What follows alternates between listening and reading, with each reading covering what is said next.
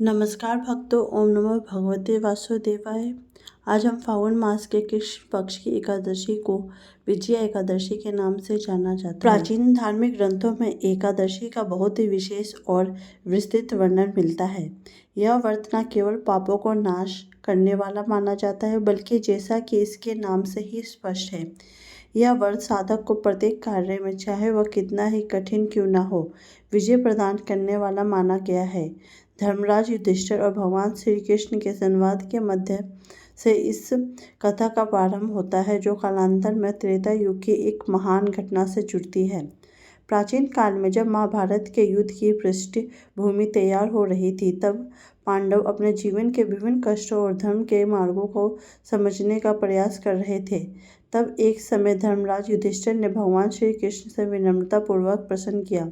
उन्होंने हाथ जोड़कर भगवान वासुदेव को नमन किया और कहा कि हे त्रिलोकीनाथ, हे मधुसूदन, आप समस्त जीवों के पालनहार हैं और आप ही काल के नियंता हैं। कृपया कर मेरी इस शंका का निवारण करें। फागुन मास के कृष्ण पक्ष में जो एकादशी आती है, उसका क्या नाम है, उस एकादशी के पालन की विधि क्या है और उस दिन किस देवता की पूजा करनी चाहिए, साथ ही उस व्रत को करने से किस फल की प्राप्ति होती है, कृपया यह सब मुझे विस्तार से बताइए।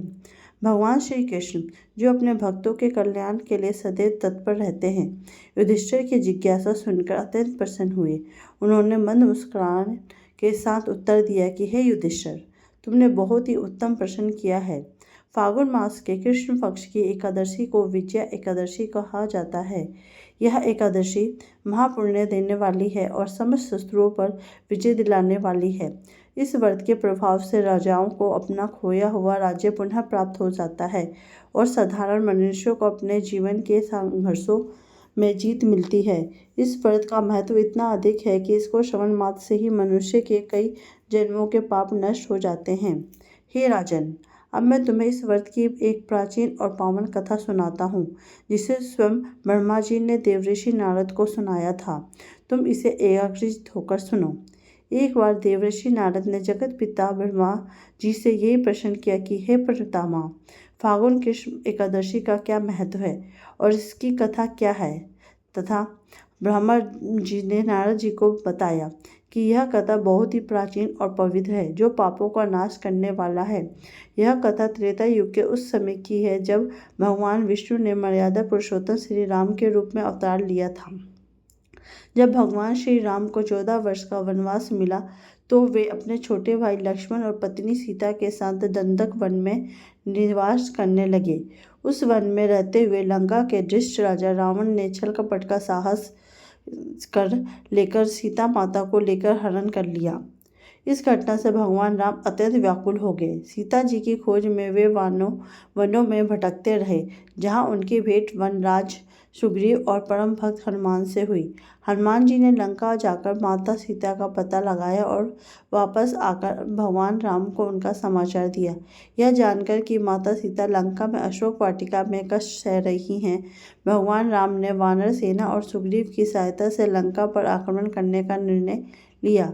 विशाल वानर सेना के साथ भगवान राम समुद्र के तट पर पहुंचे। वहां पहुंचकर उन्होंने देखा कि सामने अथाह और विशाल समुद्र फैला हुआ है, जिसे पार करना अत्यंत कठिन प्रतीत हो रहा था। उस सागर में भयंकर मगरमच्छ और विशाल जलचर जीव निवास करते थे।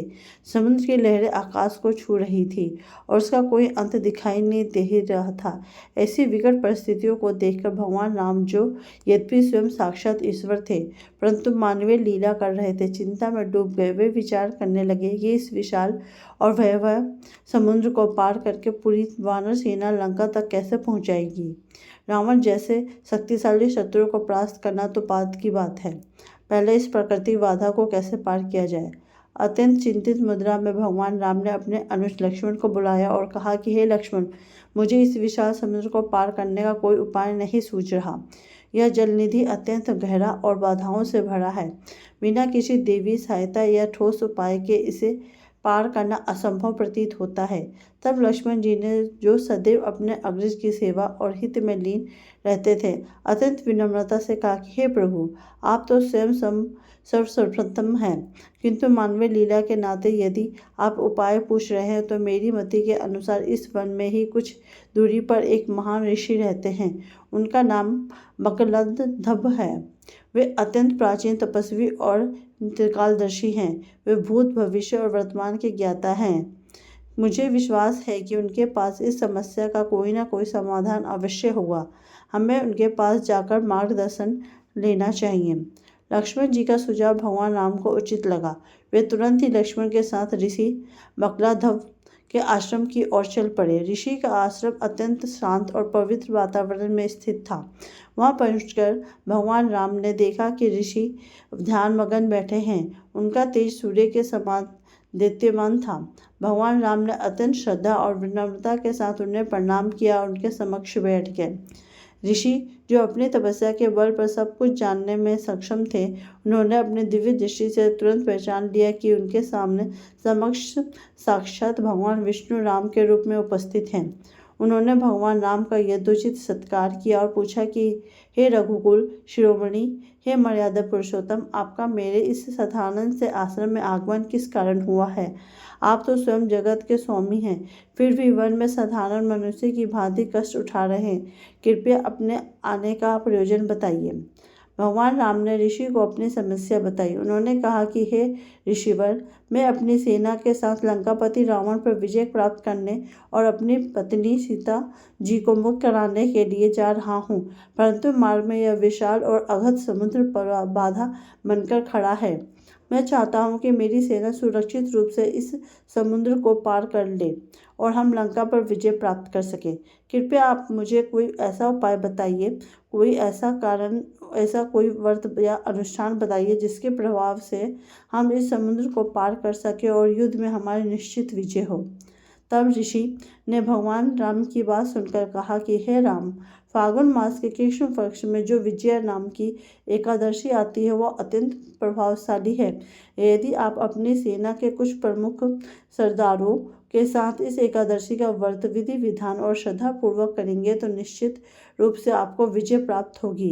यह एकादशी समस्त बाधाओं को दूर करने वाली है। इसके प्रभाव से समुद्र आपको मार्ग दे देगा और आप रावण पर विजय प्राप्त कर सकेंगे।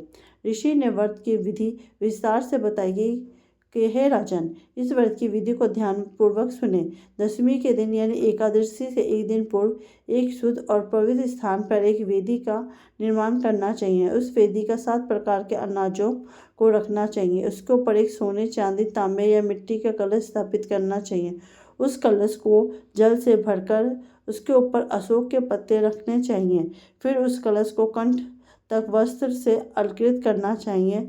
कलश के ऊपर एक पात्र में भगवान श्री नारायण की स्वर्णमयी प्रतिमा स्थापित करनी चाहिए। एकादशी के दिन प्रातःकाल स्नान आदि से निवृत्त होकर मन में संकल्प लेना चाहिए और उस कलश की विविध पूजा करनी चाहिए। धूप, दीप, नैवेद्य, पुष्प, चंदन और फलों से भगवान श्री हरि का पूजन करना चाहिए। पूरा दिन भगवान के नाम का स्मरण, भजन और कीर्तन करना चाहिए। रात्रि में भी उस कलश के समीप ही जागरण करना चाहिए।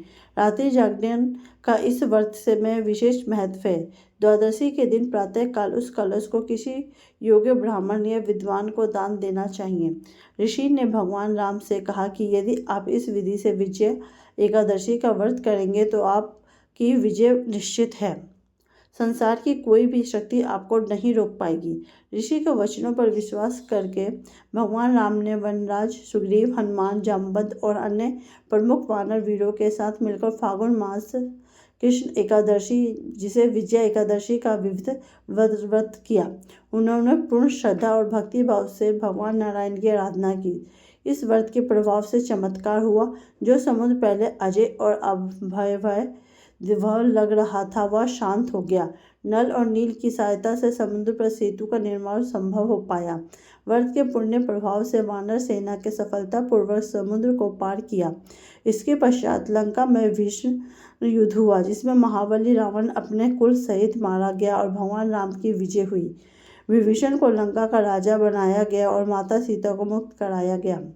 ब्रह्मा जी ने नारद ऋषि मुनि से कहा कि हे नारद, इस प्रकार भगवान राम द्वारा किए गए इस व्रत के प्रभाव से उन्हें लंका पर विजय प्राप्त हुई। जो भी मनुष्य अपने जीवन में कठिन परिस्थितियों से घिरा हो, शत्रु बाधा पहुंचा रहे हो या किसी विशेष कार्य में सफलता की कामना रखता हो, उसे विजया एकादशी का व्रत अवश्य करना चाहिए। इस व्रत को करने वाले मनुष्य के वर्तमान जन्म के ही नहीं अपितु पूर्व जन्मों के पाप भी नष्ट हो जाते हैं। श्री कृष्ण ने युधिष्ठिर को कथा समाप्त करते हुए कहा कि पांडुपुत्र, इस विजया एकादशी का महत्व अतुलनीय है।